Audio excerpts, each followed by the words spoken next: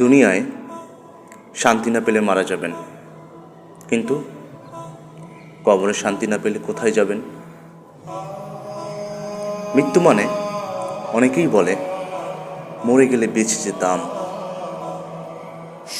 মরে গেলেই মুক্তি পেয়ে যেতাম, কিন্তু মৃত্যু মানে তো মুক্তি নয়। কবর, তুমি হয়তো কবর দেখেছ, কিন্তু কবরের আযাব দেখোনি। হে আল্লাহ, আমাদের দুনিয়াকে মঙ্গলময় করুন, মৃত্যুর কথা স্মরণ করিয়ে দিন সবসময়, এবং কবরের আযাব থেকে রক্ষা করুন। আমিন।